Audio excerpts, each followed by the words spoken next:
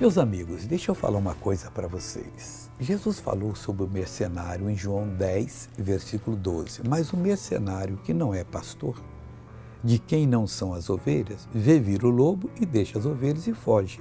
E o lobo as arrebata e dispersa. Você, na sua casa, tem um marido, o senhor tem uma esposa. Vocês têm filhos. Você é o pastor de casa. Se você não é cristão, ela é a pastora. Então, o lobo está destruindo o filho. Põe na pornografia, desonestidade, nas drogas. E você, filho, não tem jeito, vai embora de casa. Não faça isso. Você tem autoridade para entrar diante de Deus e falar: Deus, eu não sou mercenário ou mercenária, eu sou pastor. Eu vou consertar isso, me dá o cajado aqui agora, eu vou usar o cajado, vou expulsar esse lobo. Ele não vai arrebatar o meu filho, a minha filha, meu marido, minha mulher.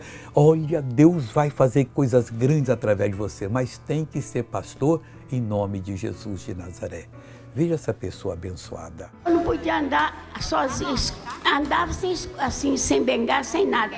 Agora, mas acontece que uma tonteira me jogava. E a tonteira agora? Agora não tô tonta. Nem vai soltar mais, glória a Deus. Agora eu quero orar com você. Pai, em nome de Jesus, tomamos agora o cajado do pastor que é Jesus.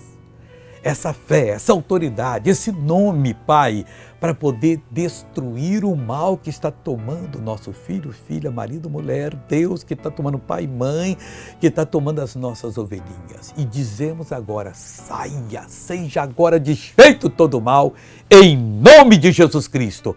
Vai, pastor de Jesus, e seja uma bênção.